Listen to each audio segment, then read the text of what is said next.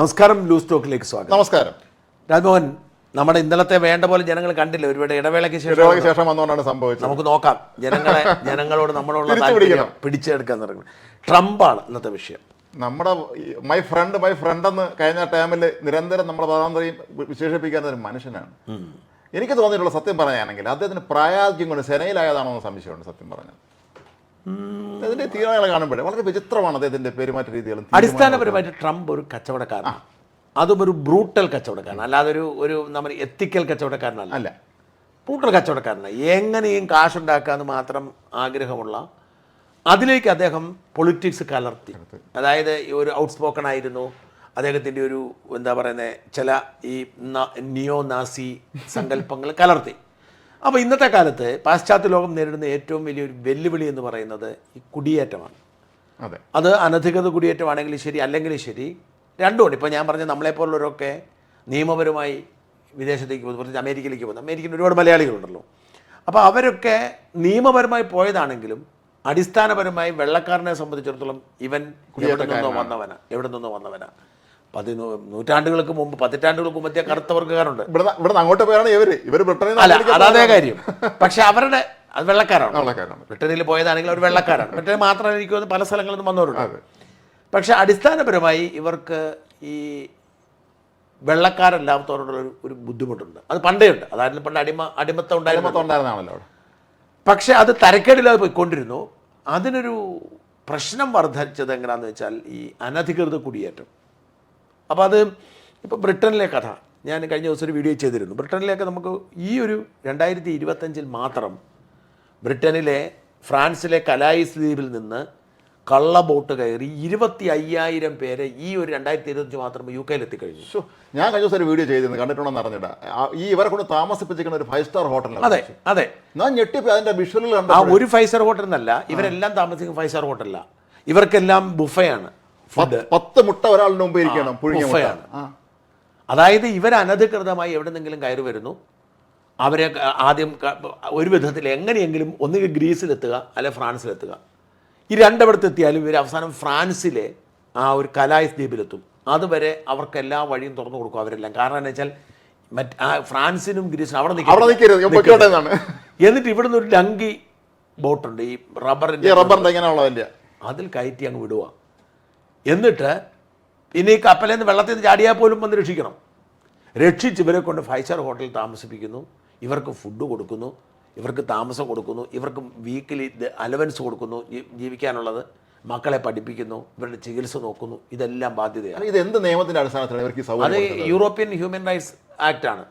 ആ human rights act അനുസരിച്ച് മറ്റുള്ളവർ അവരുടെ അതിർത്തി പ്രദേശത്ത് വന്നാൽ അവരെ സംരക്ഷിച്ചിരിക്കണം.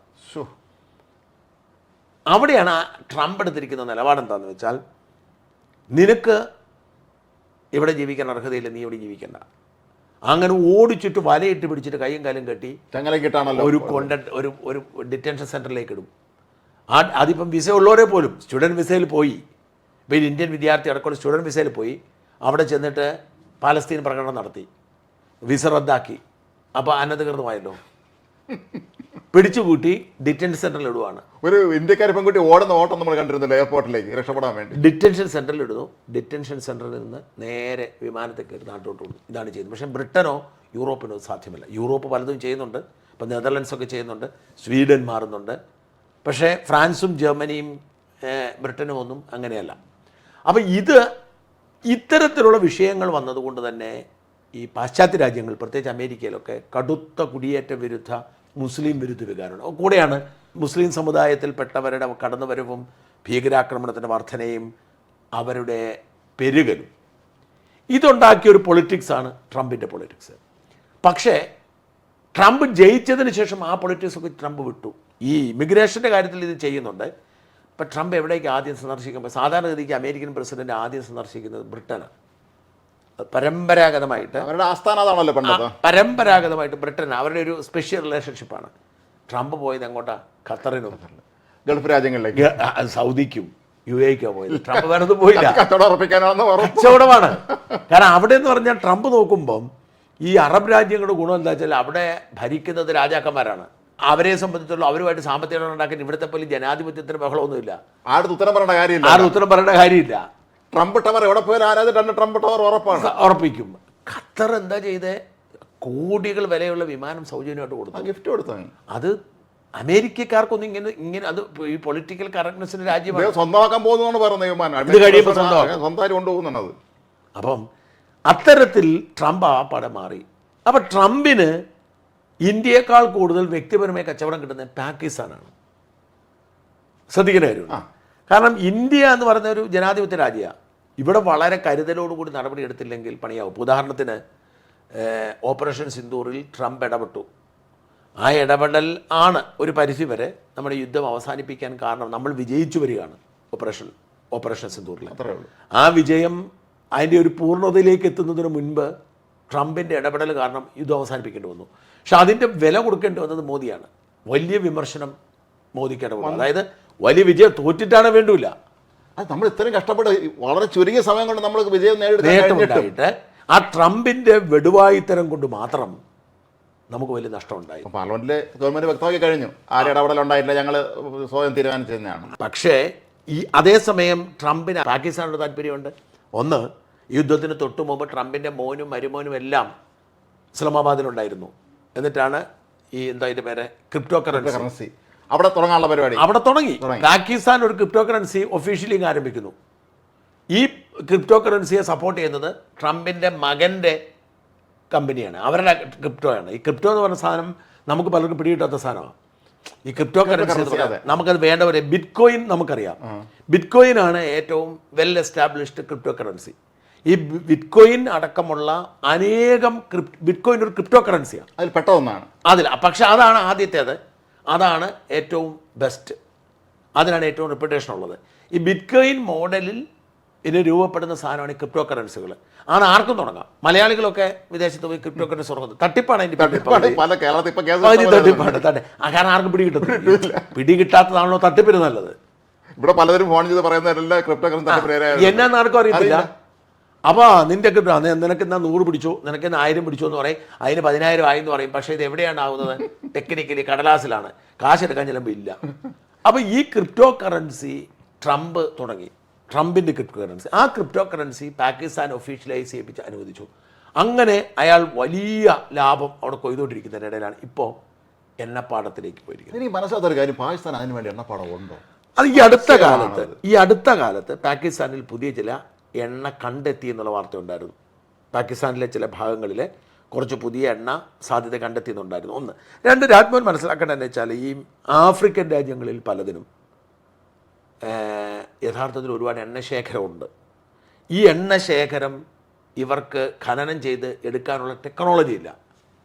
അതാണ് കാര്യം, അവിടെ നിന്ന് ഈ ടെക്നോളജി ഇല്ല. ഇപ്പം ഉദാഹരണത്തിന് നമ്മൾ എന്നാ ചെയ്യുന്ന ആഴക്കടലിൽ എണ്ണ ഖനനം ചെയ്യുന്ന സംവിധാനം നമുക്ക് റിഗ് എന്ന് പറഞ്ഞ നമ്മുടെ ആഴക്കടലിൽ നിന്ന് എണ്ണ ഖനനം ചെയ്യുന്ന സംവിധാനം പാകിസ്ഥാൻ അതില്ല. അപ്പം ഈ ഉണ്ടായിട്ട് കാര്യമില്ല, ഇത് സംസ്കരിച്ച് എണ്ണയാക്കി എടുക്കണം. ഇത് എണ്ണയാന്ന് പറഞ്ഞത് കൂടി കിടക്കുമല്ലോ. ഇത് എണ്ണയാന്ന് പറഞ്ഞത് കൂടി കിടക്കുമല്ലോ. അപ്പോൾ എന്നെ പ്രശ്നം എന്ന് വെച്ച് കഴിഞ്ഞാൽ പാകിസ്ഥാന് പലയിടങ്ങളിലും എണ്ണ ശേഖരമുണ്ട് എന്ന് കണ്ടെത്തിയിട്ടുണ്ട്. അപ്പോൾ ട്രംപ് കച്ചവടക്കാരനാണല്ലോ. ട്രംപ് അവിടെ പോയി എക്സ്ക്ലൂസീവ് റൈറ്റ് വാങ്ങി അത് കൊണ്ടുപോകും. യുക്രൈനോട് ട്രംപ് ചെയ്ത് എന്താണ്? കടന്ന കയ്യല്ലേ, അവരുടെ ധാതു സമ്പത്തും അവരുടെ മൊത്തം കൊള്ളയടിച്ചു വാങ്ങി. അതും പണ്ട് അവരാഗ്രഹിക്കാത്തൊരു യുദ്ധത്തിലേക്ക് അവരെ തള്ളിവിട്ട് ആയുധം അങ്ങോട്ട് കൊടുത്തിട്ട് അതിൻ്റെ കാശ് പിടിച്ചു. ചൈന ചെയ്യുന്നതാ, ലോകത്തെ എല്ലാ രാജ്യങ്ങൾക്കും വായ്പ കൊടുക്കും, എന്നിട്ട് ആ രാജ്യം തന്നെ പിടിച്ചെടുക്കും. മാലദ്വീപിൽ ഇപ്പോൾ പ്രസിഡന്റ് നെട്ടോട്ട് ഇങ്ങോട്ട് വരുന്നില്ലേ, പറഞ്ഞ അവസരം സംസ്ഥാന വരാതെ പറയണമെന്നല്ലേ. അപ്പോൾ ഇത് തന്നെയാണ് ട്രംപ് പാകിസ്ഥാനോട് ചെയ്യാൻ പറ്റുന്നത്. അതുകൊണ്ട് ഇതൊന്നും ശാശ്വതമല്ല. പാകിസ്ഥാനെ സംബന്ധിച്ചിടത്തോളം അവർ ഒരു വലിയ കെണി ചെയ്ത് ചാടുന്നില്ല. അവർക്ക് പിന്നെ ഒന്നുമില്ല, 2 കൈ വിട്ട് നിൽക്കുന്നതിനെ സംബന്ധിച്ച് അവർക്കൊന്നുമില്ല. അപ്പം അവരെ സംബന്ധിച്ചിടത്തോളം അമേരിക്കയുമായി ഭേദപ്പെട്ട ബന്ധം എന്ന് പറയുന്നത് മോശം കാര്യമല്ല.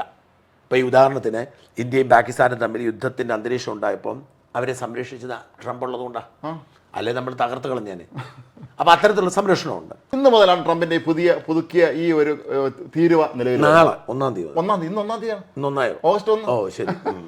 അപ്പം അമേരിക്ക സമയവും നമ്മുടെ തമ്മിൽ വ്യത്യാസം അറിയില്ല. എന്തായാലും ഇന്ന് മുതലാണെന്ന് പറയാം.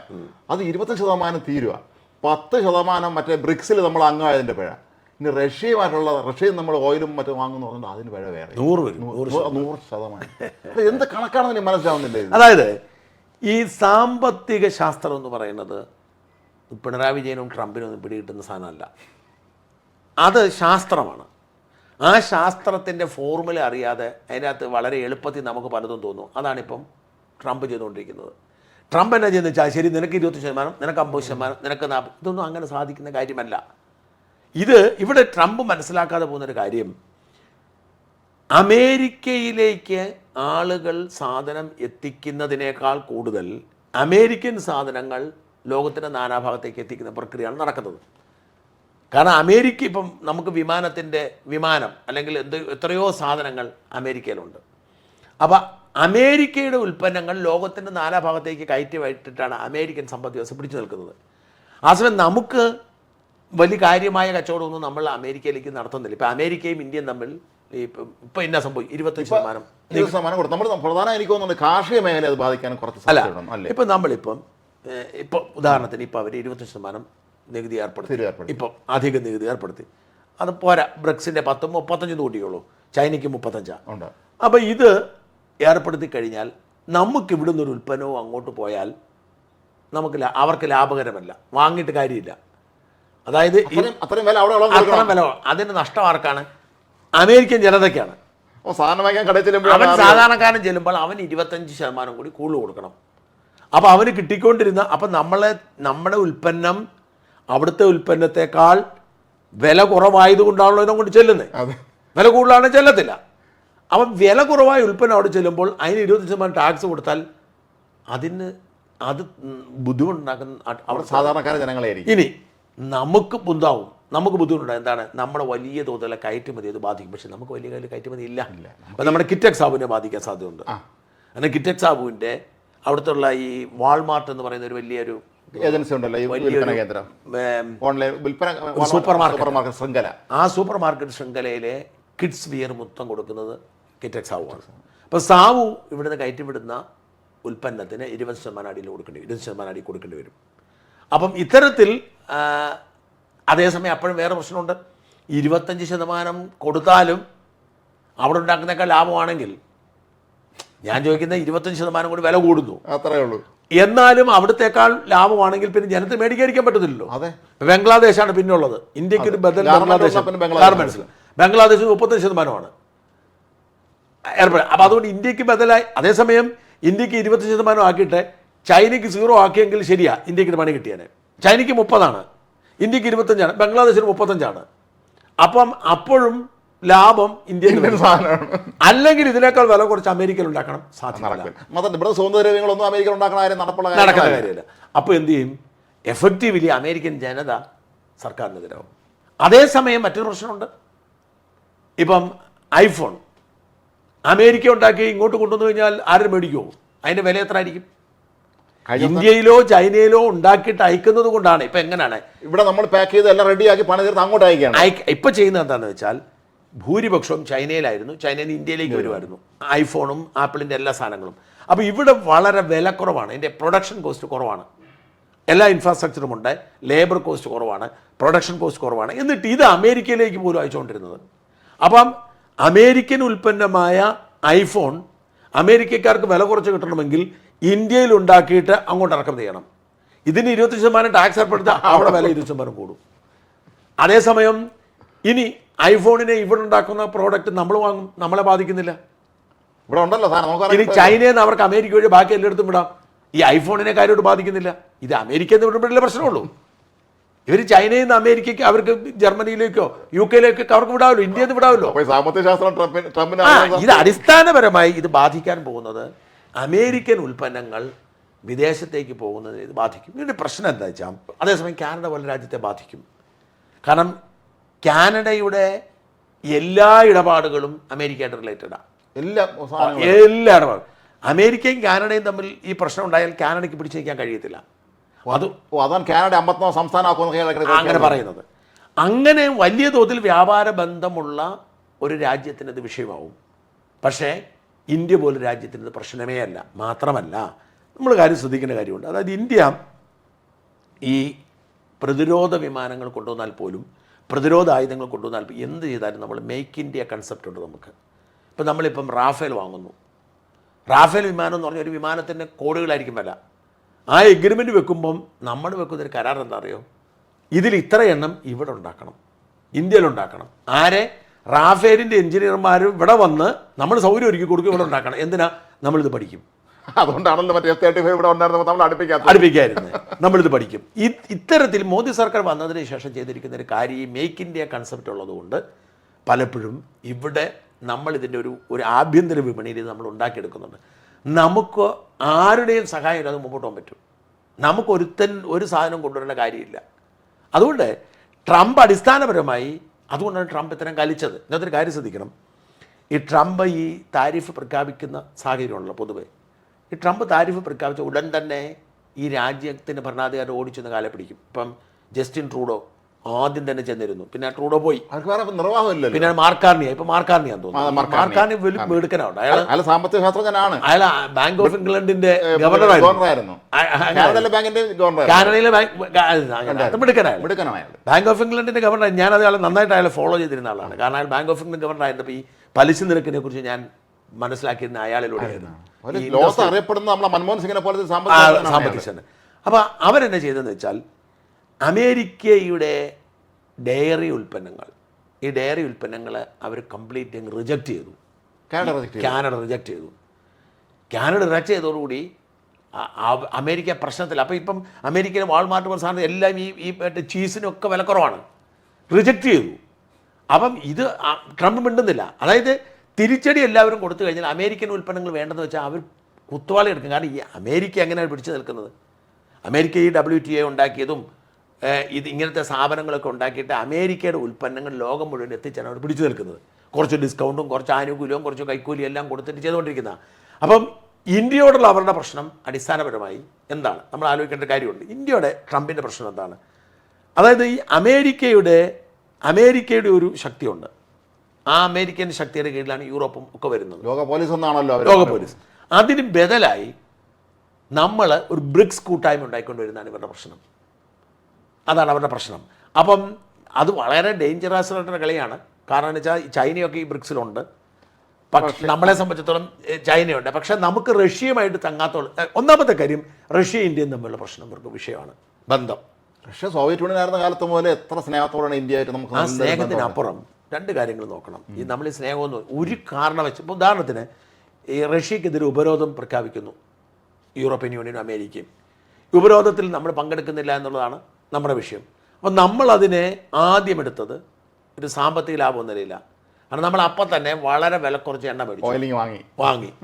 നമ്മുടെ എണ്ണ റിസർവ് എന്ന് പറഞ്ഞാൽ ലോകത്തെ ഏറ്റവും കൂടുതൽ വലിയ എണ്ണ റിസർവ് നമുക്കുള്ളത്. അപ്പം നമ്മൾ എന്ത് ചെയ്തു? രണ്ട് ഗുണമുണ്ടായി. ഒന്ന്, വില കുറഞ്ഞ് നമുക്ക് എണ്ണ കിട്ടി. അതായത് ഗൾഫ് രാജ്യങ്ങൾ കൊടുക്കുന്നതിനേക്കാൾ കുറഞ്ഞ വിലയ്ക്ക് നമ്മൾ എണ്ണ വാങ്ങി. രണ്ട്, നമ്മൾ കാശാണ് കൊടുത്തത്, രൂപയാണ് കൊടുത്തത്, നമ്മൾ ഡോളറല്ല കൊടുത്തത്. വലിയ പ്രധാനപ്പെട്ട ഘടകം എന്ന് വെച്ചാൽ ഈ ദൈനംദിനം ഈ രൂപയുടെ വില കുറയുകയാണ് പല കാരണങ്ങളാൽ. ഈ വില കുറയുമ്പോൾ ഈ പറയുന്ന ഈ വിദേശ രാജ്യത്ത് നിന്ന് പണം കടമെടുക്കുമ്പോൾ ഉണ്ടാകുന്ന ഏറ്റവും വലിയ കുഴപ്പമെന്ന് പറഞ്ഞാൽ നമുക്ക് അവരെ ഒരു $1000 കോടി കടം തരുന്നു. $1000 കോടി അത് 80,000 കോടി രൂപയായിട്ട് നമ്മുടെ ഇങ്ങോട്ട് വരുന്നു. നമ്മൾ തിരിച്ചു കൊടുക്കും. അതിന് നമ്മൾ പലിശ കൊടുക്കുന്നത് 1%, 2% ആയിരിക്കും. പക്ഷേ നമ്മൾ തിരിച്ചു കൊടുക്കുന്ന സമയത്ത് 1000 കോടി ക്യാപിറ്റൽ തിരിച്ചു കൊടുക്കണമെങ്കിൽ ഇവിടെ 80,000 കോടിയായിരുന്നു നേരത്തെ കിട്ടിയെങ്കിൽ ഇപ്പോൾ അത് 1,00,000 കോടിയായി കാണും. കാരണം എക്സ്ചേഞ്ച് റേറ്റ് വ്യത്യാസം വന്നു. എപ്പോഴും അത് കൂടിക്കൊണ്ടിരിക്കും. അതുകൊണ്ട് വലിയ നഷ്ടം വരും. ഇവിടെ എന്നാ ചെയ്തതെന്ന് വെച്ചാൽ നമ്മൾ റഷ്യയുമായിട്ട് ധാരണയിലെത്തി. റുപ്പീസ് അങ്ങോട്ട്, നീ എത്ര രൂപ ആണ് നിന്റെ ലിറ്ററിൻ്റെ, നീ റൂബിളിൻ്റെ കണക്കൊന്നും പറയണ്ട, എത്ര രൂപയാണ് നിന്റെ ഒരു ഗാലൻ പെട്രോളിന് വില പറയാൻ പറയുന്നു, ഇത്ര രൂപ പിടിച്ചു പോകുന്നു പറയുക. എക്സ്ചേഞ്ച് റേറ്റ് പ്രശ്നമില്ല. നമ്മൾ കൊടുക്കുന്ന രൂപയാണ്. നമ്മളെ 1000 കോടി രൂപ അങ്ങോട്ട് കൊടുക്കുന്നു. നമ്മൾ അപ്പം നമ്മളെ സംബന്ധിച്ചുള്ള എക്സ്ചേഞ്ച് റേറ്റ് പ്രശ്നമില്ല.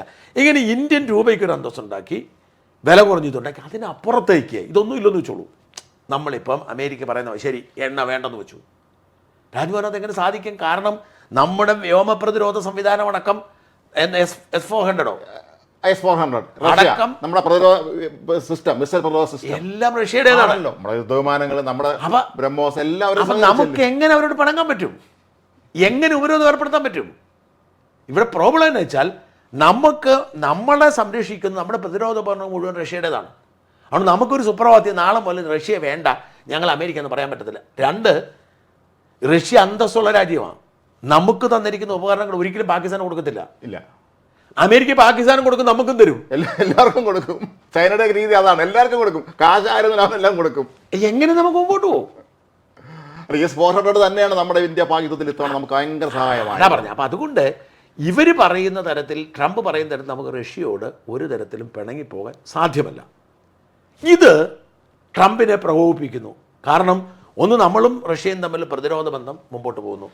2, നമ്മൾ ഈ ട്രംപ് പറഞ്ഞനുസരിച്ച് പേടിക്കുന്ന കൂട്ടത്തിലല്ല. നമ്മൾ ബന്ധമാണ്, കച്ചവടമുണ്ട്, അടുപ്പമുണ്ട്, നമ്മൾ പേടിക്കുന്നത്. മോദിയോടൊക്കെ എനിക്ക് ബഹുമാനം തോന്നിയാണ്. ഒരു പേടിയില്ല. മൈ ഫ്രണ്ടൊക്കെയാണ്, പക്ഷേ ഇന്ത്യക്ക് ഇന്ത്യയുടെ അന്തസ്സുണ്ട് എന്നാണ് നടത്തുക ചെയ്തത്. പാർലമെന്റിൽ പറയാനുള്ള ധൈര്യം അവർ കാണിച്ചല്ലോ. പാർലമെന്റിൽ പറഞ്ഞു. വേറെ ആരും മന്ത്രിസന്മാരില്ലായിരുന്നു. അപ്പോൾ ഇവിടെ ബ്രിക്സ് കൂട്ടായ്മ വന്നതോടെ അമേരിക്കയ്ക്ക് പേടിയായി. കാരണം റഷ്യയും ചൈനയും ഇന്ത്യയും ബ്രസീലും സൗത്ത് ആഫ്രിക്കയും നോക്കൂ, പ്രധാനപ്പെട്ട രാജ്യങ്ങളെല്ലാം ഒരുമിച്ച് നിൽക്കുക. ഈ പ്രധാനപ്പെട്ട രാജ്യങ്ങളെല്ലാം ഒരുമിച്ച് നിൽക്കുന്നതോടുകൂടി നമ്മളിപ്പോൾ ഏതാണ്ട് 10-12 രാജ്യങ്ങളായി ബ്രിക്സിൽ. ഈ രാജ്യങ്ങളെല്ലാം കൂടി ഒരു കറൻസി ഇറക്കിയെന്ന് കരുതുക. യൂറോ ഇറക്കുന്നത് പോലെ നമ്മുടെ രൂപ നമ്മൾ വേണ്ടെന്ന് വെക്കുന്നു. ഓരോ രാജ്യവും അവരവരുടെ നാണയം, കറൻസി വേണ്ടെന്ന് വെക്കുന്നു. എന്നിട്ട് നമ്മൾ ഒറ്റ നാണയം ഇറക്കുക. എന്നെ ചെയ്യും? തീരുമാനിച്ചല്ലേ. ചൈനയും ഇന്ത്യയും ബ്രസീലും റഷ്യയും സൗത്ത് ആഫ്രിക്കയും, ഈ 5 രാജ്യം എടുക്കുക. ബാക്കി രാജ്യങ്ങളൊക്കെ വിട്. ഈ 5 രാജ്യങ്ങൾ ഒരുമിച്ച് ഒരു കറൻസി എടുത്താൽ ലോകത്തിന്റെ വ്യാപാരം പിന്നെ ഈ യൂറോ എന്ന് പറയുന്ന 4-3-7 രാജ്യം. അതിനകത്ത് ബ്രിട്ടൻ ഇല്ല, സ്വിറ്റ്സർലൻഡ് ഇല്ല. ബ്രിട്ടൻ ഇല്ല. സ്വിറ്റ്സർലൻഡ് നാണയത്തിലൊന്നും അഡ്ജസ്റ്റ്മെന്റ് ഉണ്ടെന്ന് തോന്നുന്നു. ബ്രിട്ടൻ ഇല്ല. ബ്രിട്ടനാണ് യൂറോപ്യൻ യൂണിയനിലെ ഏറ്റവും പ്രധാനപ്പെട്ട രാജ്യം. അവരവരുടെ പൗണ്ട് കൈവിട്ടില്ല. പൗണ്ട് തന്നെയാണ്. അതോടെ യൂറോ തീർന്നു. കുഞ്ഞു രാജ്യങ്ങളാണ്. നമ്മൾ ഇത്രയും വലിയ ജനസംഖ്യയുള്ള രാജ്യങ്ങൾ നമ്മൾ കറൻസി ഒരെണ്ണം തിരഞ്ഞെടുത്താൽ ആ കറൻസി നമ്മൾ വ്യാപാരത്തിന് ഡോളർ തീർന്നു. ഇതാണ് ട്രംപിൻ്റെ പേടി. അതാണ് ബ്രിക്സിനെതിരെ ട്രംപ് കിടന്ന് ബഹളം വെക്കുന്നത്. പിന്നെ റഷ്യയിൽ നിന്ന് സഹായം കൈപ്പറ്റുന്നു. നമുക്ക് കൈപ്പറ്റാതിരിക്കാൻ പറ്റത്തില്ല. അത് നമ്മുടെ വിശ്വസ്തരായ നമ്മുടെ പങ്കാളികളാണ് അവർ. അമേരിക്ക പോലല്ല. ഇത് തിരിച്ചറിഞ്ഞ് നമ്മളെ കൂടി ഉൾക്കൊള്ളുക എന്നുള്ളിടത്താണ് അമേരിക്കൻ നയതന്ത്രത്തിൻ്റെ വിജയം. ഇതിനു മുമ്പുള്ള ഭരണാധികാരികൾ അങ്ങനെ ആയിരുന്നു. അവർക്ക് നമ്മളൊരു ഇഷ്ടം ഉണ്ടായിട്ടല്ല, നമ്മളെ അവരുടെ കൂടെ നിർത്തിയാൽ മാത്രമേ. അവർക്ക് 2 ഗുണമുണ്ട്. ഒന്ന്, ചൈന അവർക്ക് റിയൽ ത്രെട്ടാണ്, ഇന്ത്യയെ പോലല്ല. ചൈന റിയൽ ത്രെട്ടാണ് അമേരിക്കയ്ക്ക്. കാരണം ചൈനയുടെ സാങ്കേതികവിദ്യ എന്താണെന്നോ, ചൈനയുടെ സാമ്പത്തിക ശേഷി എന്താണെന്നോ, ചൈനയുടെ കപ്പാസിറ്റി എന്താണെന്നോ ഒന്നും ആർക്കും അറിഞ്ഞുകൂടാ. ചൈനീസ് ഉദ്യോഗസ്ഥന്മാർ ലോകത്തിലെ, ബ്രിട്ടനിൽ നിന്ന് പിടികൂടിയതാണ്. അവിടുത്തെ വലിയ ഡിപ്ലോമാറ്റിക് സർക്കിളിലെല്ലാം ചൈനീസ് പലരും ഉണ്ടായിരുന്നു. അവരെല്ലാം ചാരന്മാരായിരുന്നു, ചാരവനിതകളായിരുന്നു. അപ്പം ചൈനയുടെ ആ സ്വാധീനത്തെ നേരിടാൻ തന്ത്രപരമായി ഇന്ത്യയെ ചേർത്ത് നിർത്തുക എന്നുള്ളതിന് പകരം ഇന്ത്യയെ വിരട്ടാൻ നോക്കിയാൽ നടക്കില്ല. ഇനി ഒട്ടും നടക്കില്ല. കാരണം ഇന്ത്യനെ വരട്ടാണെന്ന് പറ്റില്ല. നമ്മൾ ലോകത്തെ വലിയ ശക്തിയായി മാറിക്കഴിഞ്ഞുള്ള സത്യം ട്രംപിനും അറിയാം. ട്രംപിന് വേറെ പ്രശ്നങ്ങളുണ്ടെന്ന് എനിക്ക് പലപ്പോഴും തോന്നിയിട്ടുണ്ട്. ഈ എപ്സ്റ്റൈൻ ഫയലുകളുണ്ടല്ലോ, അതുമായി ബന്ധപ്പെട്ട് ഇപ്പോൾ ഒരുപാട് വിവാദങ്ങൾ വരുന്നുണ്ട്. ട്രംപ് ആകെ അസ്വസ്ഥനാണെന്ന് തോന്നുന്നുണ്ട്. കാരണം ഈ നമ്മുടെ മറ്റേ ഇലോൺ മസ്ക് അവിടെ അതിൻ്റെ മറ്റേ സമുദ്ര അധ്യക്ഷനായ സമയത്ത് ഇയാൾക്ക് ഇതിൻ്റെ രഹസ്യരേഖകൾ കൂടി എടുത്തുകൊണ്ട് പോയത് സംശയിക്കേണ്ടതുണ്ട്. പിന്നെ ട്രംപിൻ്റെ പെണ്ണുപിടി പരസ്യമാണല്ലോ. അയാൾക്കതിൽ നാണമൊന്നുമില്ലല്ലോ. ട്രംപിന് കാര്യം നാണമൊന്നുമില്ല. അയാൾ പെണ്ണുപിടി തന്നെ. പിന്നെ അത് പിന്നെ ഈ പീഡോഫീലിയ ആയിരുന്നതിൻ്റെ പ്രശ്നം മാത്രമേ ഉള്ളൂ. അതാണ് അത് എപ്സ്റ്റൈൻ കൊല്ലപ്പെട്ടതുമായി ബന്ധപ്പെട്ട് സംശയങ്ങളുണ്ടെന്ന്, ജയിലിൽ കിടന്ന് മരിച്ചതെന്ന് മറ്റേ. അപ്പം ഞാൻ പറഞ്ഞു വരുന്നത്, രാജ്മോഹൻ, ഈ ഇന്ത്യൻ സമ്പത്ത്, അതുകൊണ്ടാണ് ട്രംപിന് കലിപ്പ് കയറിയിട്ട് ഡെഡ് എക്കണോമി എന്ന് പറഞ്ഞത്. എന്ത് അർത്ഥത്തിൽ പറയാം, എന്ത് മനസ്സിലായി ഇന്ത്യ ഡെഡ് എക്കോണമി എന്ന് പറയാം? നമ്മൾ ഡെഡ് എക്കോണമിയാണ്. അത് നമ്മൾ ആരെങ്കിലും അവൻ്റെ സഹായം അവിടെ തേടാൻ ചെന്നിട്ടുണ്ടോ? ലോകത്തെ ഏറ്റവും വലിയ 4 എക്കണോമികളൊന്നും നമ്മുടേതാണ്. അമേരിക്കയും ചൈനയും ജപ്പാനും ജർമ്മനിയും ഇന്ത്യയുമാണ് ലോകത്തെ ഏറ്റവും പ്രധാനപ്പെട്ട എക്കണോമികൾ. ഈ നിൽക്കുന്ന നമ്മുടെ വളർച്ച 6.6 നമ്മുടെ ഏറ്റവും ഒടുവിൽ രേഖപ്പെടുത്തിയിരിക്കുന്ന വളർച്ച. അങ്ങനെ ഏറ്റവും വളരെ വൈബ്രൻ്റ് ആയിട്ടുള്ള എക്കണോമിയുടെ ഉടമസ്ഥരാണ് നമ്മൾ. ആ വൈബ്രൻ്റ് എക്കണോമി നമുക്കുണ്ടായിട്ടും ട്രംപ് പറയാൻ ഡെഡ് എക്കണോമി. റഷ്യ ഇന്ത്യയും കൂടെ ഡെഡ് എക്കോണമിയാണ്. അവരെങ്ങനെ കൊണ്ടുപോകുന്ന രീതിയിലുള്ള പുച്ഛത്തോടെയാണ് സംസാരിക്കുന്നത്. അതുകൊണ്ട് കൊണ്ടുത്വത്തിൽ അവർ 25 ചുമതല ഏർപ്പെടുത്തിയുള്ളൂ. ചൈനയ്ക്ക് 35 ചൈനയ്ക്ക് 35. അപ്പം ഇന്ത്യയോട് അവർക്ക് അങ്ങനെ പിണങ്ങാനും പറ്റത്തില്ല. അവർ കരുതിയിരുന്ന നമ്മൾ വിളിക്കും, നമ്മൾ ചെല്ലും, നമ്മൾ കാലി പിടിക്കുന്നതാണ്. പക്ഷേ ട്രംപ് തിരുത്തിയാൽ ട്രംപിന് കൊള്ളാം. പക്ഷെ നമ്മൾ ട്രംപ് പറഞ്ഞ അനുസരിച്ചിരുന്ന ഇവിടുത്തെ പ്രതിപക്ഷം എന്ത് പറയുമായിരുന്നു? നമ്മളെല്ലാം ഇന്ത്യ അത് ഉറപ്പല്ലേ. ഇതിൻ്റെ അകത്തൊരു കാര്യം, ഞാൻ ഈ വ്യാപാര കരാർ ഫോളോ ചെയ്യുന്ന ഒരാളാണ്. എനിക്ക് ഇത്തരം കാര്യങ്ങൾ വലിയ ഇൻട്രസ്റ്റ് ഉണ്ട് ആളാണ്.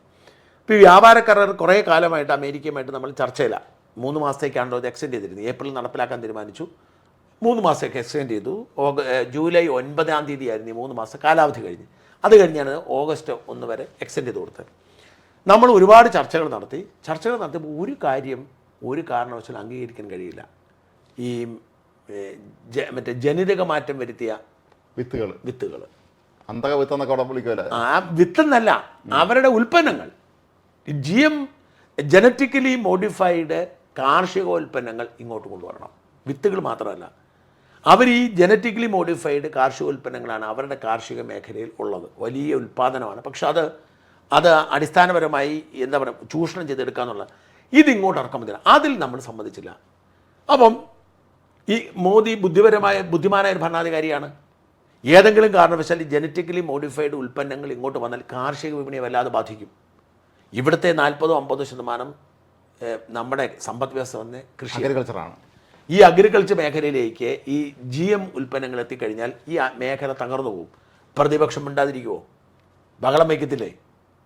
ഞാൻ ചോദിക്കണത് ഇല്ലേ? തീർച്ചയായും. എന്നിട്ട് ഇപ്പം തന്നെ കണ്ടില്ല, ഇപ്പം രാഹുൽ ഗാന്ധിയുടെ പ്രതികരണം നമ്മൾ അത്ഭുതപ്പെട്ട. അല്ല, അതാ എനിക്ക് രാഹുൽ ഗാന്ധിയോട് അത്ഭുതവും നിരാശയും തോന്നുന്നത്. രാഹുൽ ഗാന്ധിക്ക് ഇപ്പോഴും രാഷ്ട്രീയം അറിയില്ല. താങ്ക് യു ട്രംപ് എന്നാണ് പറഞ്ഞത്. ഒരു വിവരക്കാരാണ്. നമ്മുടെ മോദിയൊക്കെ മാറ്റി നിർത്തി. നമ്മൾ ഇന്ത്യക്കാരല്ലേ നമ്മളെല്ലാവരും? അല്ല, ഞാൻ പറഞ്ഞത് ഇന്ത്യയെ അപമാനിക്കുകയും ഒരു അസത്യം ഇന്ത്യയെക്കുറിച്ച് പറയുകയും, അതായത് ഇന്ത്യയുടെ ഡെഡ് എക്കണോമി എന്ന് പറയുന്ന അസത്യം, 6.6% വളർച്ചയുള്ള ലോകത്ത് ഏറ്റവും കൂടുതൽ വളർച്ച ഈ വർഷം രേഖപ്പെടുത്തിയിരിക്കുന്ന ഇന്ത്യയാണ്.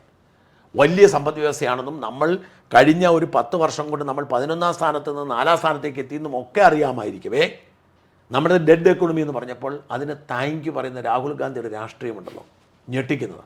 കോൺഗ്രസിനെ പലരും ഇതിനെ അനുകൂലിച്ചിട്ടില്ല എന്നുള്ള വേറെ കാര്യം. എല്ലാവരും എതിർക്കുന്നു. ശശി തരൂർ ഉൾപ്പെടെയുള്ള എത്രയോ പേരുണ്ട്. രാഹുൽ ഗാന്ധിക്ക് രാഷ്ട്രീയം അറിഞ്ഞുകൂടാ.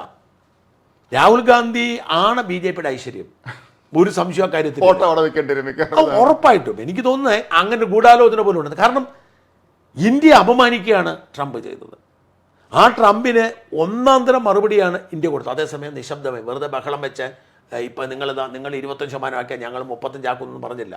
കാരണം ഇവർക്കറിയാം ഇതൊക്കെ താൽക്കാലിക ബഹളം വെപ്പാണ്, ഇതൊക്കെ നിയന്ത്രണത്തിലാകുമെന്നറിയാം. അപ്പോൾ എനിക്ക് അതിലും ഇഷ്ടപ്പെട്ടു. മറ്റേ പല രാജ്യങ്ങളും ചൈനയൊക്കെ ചെയ്തതെന്ന് വെച്ചാൽ അങ്ങോട്ടും ഇങ്ങോട്ടും കൂടി അങ്ങനെ 245% അങ്ങോട്ടും ലേലം വിളിയായി. അതിൻ്റെ ആവശ്യമില്ല. പകരം ഞങ്ങളുടെ നിലപാട് ഇതാണ്, ഞങ്ങൾ ധൃതി വെച്ച് ഒപ്പിട്ട് പണി വാങ്ങാൻ ആഗ്രഹിക്കുന്നില്ല എന്നുള്ള ഒരു അന്തസ്സുള്ള നിലപാടാണ്. ആ നിലപാടാണ് കേന്ദ്ര സർക്കാർ എടുത്തിരിക്കുന്നത്. അപ്പോൾ രാഹുൽ ഗാന്ധിക്ക് അത് മനസ്സിലാവാത്തതാണോ, അതോ രാഹുൽ ഗാന്ധി ഒന്നും മനസ്സിലാക്കാത്ത ആളാണോ, ഒന്നും അറിയത്തില്ല. ആരാണ് ഇയാളുടെ ഉപദേഷ്ടാക്കളെന്നോലും തോന്നിപ്പോകും. കാരണം നേരത്തെ നമ്മുടെ യുദ്ധം കഴിഞ്ഞ് പാർലമെന്റ് ചർച്ച നടക്കുമ്പോൾ ഇയാൾ ചോദിക്കുകയാണ് ഇന്ത്യയുടെ എത്ര വിമാനം വീണു എന്നാണ്. നമ്മൾ ചോദിക്കേണ്ടതാണ് പാകിസ്ഥാൻ എത്ര വിമാനം നമ്മൾ വീട്ടിൽ. ഫ്രാൻസിസ് ജോർജിന്റെ പ്രസംഗം കേട്ടായിരുന്നു? അത് കണ്ടിരുന്നു. ആലോചിച്ച് നോക്കിയേ, ഫ്രാൻസിസ് ജോർജ് പറഞ്ഞത് ഇന്ത്യക്ക് 3 ലിസ്റ്റ് പുള്ളി പറയുന്നുണ്ട്. ആ വിമാനം 3 റാഫേൽ വീണു, 1 സുഖോയ് വീണു, 1 മിഗ് വീണു എന്നൊക്കെ ഫ്രാൻസിസ് ജോർജ് പറയാണ്. ഞാൻ പറഞ്ഞു ഇതെല്ലാം പാകിസ്ഥാൻ മാധ്യമങ്ങളിൽ വലിയ വാർത്തയാണ്. രാഹുൽ ഗാന്ധിയുടെ ഓരോ പ്രസംഗവും പാകിസ്ഥാൻ മാധ്യമങ്ങളിൽ വലിയ വാർത്തയാണ്. രാഹുൽ ഗാന്ധി പാകിസ്ഥാനിലെ ഹീറോയാണ്. രാഹുൽ ഗാന്ധി പ്രധാനമന്ത്രിയാവുന്ന കാലത്തിന് വേണ്ടി അവർ കാത്തിരിക്കുകയാണ്. അതാണ് ഇന്ത്യയിൽ സീറോ ആയത് കാര്യം. അത് തന്നെയാണ് സംഭവിച്ചിരിക്കുന്നത്. അപ്പം ഇവിടെ നോക്കൂ, ഇവിടെ ട്രംപുമായിട്ട് വ്യാപാര കരാറിൽ ഒപ്പുവെച്ചായിരുന്ന ട്രംപ് ഭയങ്കര സംഭവം എന്ന് പറഞ്ഞാൽ ഇന്ത്യ, മോദി ഭയങ്കര സൂപ്പർ സ്റ്റാറാണ്, ഇന്ത്യ എൻ്റെ ചങ്കാണെന്ന് പറഞ്ഞാൽ അപ്പോൾ ഇവരെന്നെ പറയുമായിരുന്നു കീഴടങ്ങി. ഇവിടെ കാർഷിക മേഖലയിൽ പരിഷ്കാരത്തിന് കൂട്ടുനിന്നതിന് ഈ കാർഷിക നിയമം ഉണ്ടല്ലോ, കാർഷിക നിയമം ഒരു പരിധിവരെ വളരെ നല്ലതായിരുന്നു ഇന്ത്യക്ക്. പക്ഷേ അവർ വേണ്ടത്ര ആലോചനയും ചർച്ചയും ഇല്ലാതെ പെട്ടെന്ന് നടപ്പിലാക്കിയെന്നുള്ളതാണ് അത് സമരം ഉണ്ടാകുന്നത്. ആ സമരത്തിന് മുൻപിൽ മോദി സർക്കാരിന് മുട്ടുമടക്കേണ്ടി വന്നു. ആ ഒരു അവസ്ഥയിലേക്കാണ് ഈ ജനറ്റിക്കലി മോഡിഫൈഡ് കാർഷികോൽപ്പന്നങ്ങൾ വന്നാൽ എന്തായിരിക്കും സംഭവിക്കുന്നത്. അപ്പം രാഹുൽ ഗാന്ധി ഉദ്ദേശിക്കുന്നതും പറയുന്നതും ഈ എഗ്രിമെൻറ്റിൽ ഒപ്പുവെച്ചിട്ട് ഈ ജനിതക മാറ്റം വരുത്തിയ കാർഷികോൽപ്പന്നങ്ങൾ കൊണ്ടുവരണമെന്നായിരുന്നു. അപ്പോൾ ഇന്ത്യക്ക് ഒരിക്കലും ആ താല്പര്യം, കർഷകരുടെ താല്പര്യം തള്ളിക്കളയാൻ കഴിയില്ല. അതുകൊണ്ട് കറക്റ്റ് ഡിസിഷൻ, കറക്റ്റായിട്ടുള്ള നീക്കമാണ്. അതേസമയം ബഹളം വയ്ക്കാതെ ഇന്ത്യ നിങ്ങൾ പറയുന്നിടത്തൊന്നും ഞങ്ങൾ ധൃതി വെച്ചിട്ട് ഒപ്പുവെക്കത്തില്ല എന്നുള്ള അന്തസ്സുള്ള, അതായത് ഇന്ത്യ അതിൻ്റെ ആത്മാഭിമാനം മോദിയിലൂടെ ഉയർത്തിപ്പിടിച്ച് ട്രംപിനെ നിലയ്ക്ക് നിർത്തി എന്ന് വേണേൽ പറയാം. എനിക്ക് തോന്നിയിട്ടുള്ള ട്രംപും പിന്നെ മോദിയും രാഹുൽ ഗാന്ധി തമ്മിലുള്ള വ്യത്യാസം, മോദിക്ക് ചുറ്റും മിടുമിടുക്കന്മാരൊരു ടീം ചുറ്റിനുണ്ട്, അപ്പുറത്തതില്ല. അല്ലെങ്കിൽ ഉണ്ടെങ്കിൽ അവർ മിണ്ടാതിരിക്കുന്നു. പക്ഷെ രാഷ്ട്രീയം അറിയാത്തതാണോ? അതാണ് മനസ്സിലാത്ത ഒരു രാഷ്ട്രീയ കുടുംബത്തിൽ ജനിച്ച ഒരാളാണ്. എന്നിട്ട് പോലും താങ്ക് യു ട്രംപ് എന്ന് ഈ മനുഷ്യൻ എങ്ങനെ പറയാൻ തോന്നിയെന്നാണ് ഞാൻ ആലോചിക്കുന്നത്. ഒരു കാര്യം പറയാം, ഇന്ത്യ അന്തസ് ഉയർത്തിപ്പിടിച്ച ഒരു സമയമാണിത്. ഇന്ത്യയുടെ അന്തസ് തിളങ്ങി നിൽക്കുന്നൊരു സമയമാണിത്. ഈ വ്യാപാര കരാറിൽ ഇന്ത്യ കീഴടങ്ങിയില്ല. മോദിയെ നമ്മൾ അഭിനന്ദിക്കുന്ന ആ കാര്യത്തിൽ. ട്രംപ് മറ്റുള്ളവരോട് വെക്കുന്ന പോലെ ബഹളം നമ്മളോട് വെച്ചിട്ടുമില്ല. സൂക്ഷിച്ചാണ് കളിക്കുന്നത്. 25% നിൽക്കുവാണ്. അറിയാം നമ്മൾ ഇന്ത്യ അത്ര മോശക്കാരെന്നല്ല അറിയാം. അപ്പോൾ ഇവരെന്ത് പറഞ്ഞാലും ഒരു കാര്യം ട്രംപ് മനസ്സിലാക്കേണ്ടത്, റഷ്യയുമായിട്ടുള്ള ബന്ധം അവസാനിപ്പിക്കാൻ പോകുന്നില്ല. റഷ്യയിൽ നിന്ന് എണ്ണ വാങ്ങാൻ നിർത്താൻ പോകുന്നില്ല. ബ്രിക്സിൽ നിന്ന് പിന്മാറാൻ പോകുന്നില്ല. കാർഷിക ഉൽപ്പന്നം, ജനറ്റിക്കലി മോഡിഫൈഡ് കാർഷിക ഉൽപ്പന്നം ഇങ്ങോട്ട് കൊണ്ടുവരാൻ പോകുന്നില്ല. പിന്നെ നമ്മൾ ഇറാനിൽ നിന്ന് എണ്ണ വാങ്ങിക്കുന്നതും ഒരുപക്ഷെ ട്രംപിന് ഇറാനൊന്നും അവർക്ക് വലിയ വിഷയമൊന്നും അല്ലായിരിക്കും. അത് ഇറാനൊന്നും വിഷയമല്ല, റഷ്യയും ആണ് അവരുടെ മെയിൻ പ്രശ്നം. പിന്നെ അവരാഗ്രഹിക്കുന്ന പോലെ ഇങ്ങോട്ട് സാധനം വരണം. ഇവിടെ അതേസമയം വേറൊരു കാര്യം ആലോചിക്കണം. ഇതിനിടയിൽ പോയി ബ്രിട്ടനിൽ പോയി നമ്മൾ കരാർ ഒപ്പുവെച്ചിട്ട് പോകുന്നു മോദി. കിടിലോൽക്കുള്ള കരാറ്. നമുക്ക് ഈ സ്കോച്ച് വിസ്കി പകുതി വിലയ്ക്ക് കിട്ടും. നല്ല കാറുകൾ, ജാഗ്വാറും റോൾസ് റോയ്സും ലാൻഡ് റോവറും ഒക്കെ ഇതെല്ലാം ബ്രിട്ടീഷ് കമ്പനികളാണല്ലോ. എല്ലാ ബ്രിട്ടീഷ് ഈ കമ്പനികൾ എല്ലാ സാധനവും നല്ല വില കുറച്ച് കാറ് കിട്ടും. 100% ടാക്സാണ് കാറിൻ്റേത്, 10% കുറച്ചിരിക്കുന്നത്. അപ്പോൾ എന്തോ ഒരു വ്യത്യാസം വരുന്നത്. ഇപ്പോൾ വിദേശത്തു നിന്ന് വരുന്ന കാറുകൾക്ക് വലിയ വിലയാണല്ലോ. അപ്പം ഇന്ത്യക്ക് അമേരിക്കയിലെ മറ്റു രാജ്യങ്ങളുണ്ട്, യൂറോപ്പിലെ മറ്റു രാജ്യങ്ങളുണ്ട്, നമുക്ക് ഒരുപാട് രാജ്യങ്ങളുണ്ട്. 100 ഓപ്ഷൻ നമ്മുടെ മുന്നിലുണ്ട്. നമ്മൾ അമേരിക്ക ഡിപ്പെൻഡ് ചെയ്യേണ്ട കാര്യമൊന്നുമില്ല.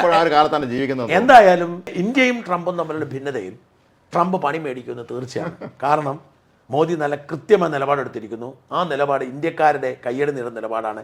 ഇന്ത്യക്ക് ചെറിയ താൽക്കാലിക തിരിച്ചടിയൊക്കെ ഉണ്ടാവും. ഡോളറിൻ്റെ വില വീണ്ടും ഇടിഞ്ഞിട്ടുണ്ട്. ഇപ്പോൾ എനിക്ക് തോന്നുന്നു 86-87 ആയെന്ന് തോന്നുന്നു. പക്ഷെ ഇതൊക്കെ താൽക്കാലികമാണ്. ഇന്ത്യക്ക് അങ്ങനെ ആത്യന്തികമായി തോൽക്കാൻ കഴിയില്ല. ഇന്ത്യയുടെ ആത്മാഭിമാനവും കരുത്തും അത്രയും വലുതാണ്. ട്രംപ് അത് മനസ്സിലാക്കിയിട്ടില്ല. മനസ്സിലാക്കും ഏറെ വൈകാതെ. നമസ്കാരം.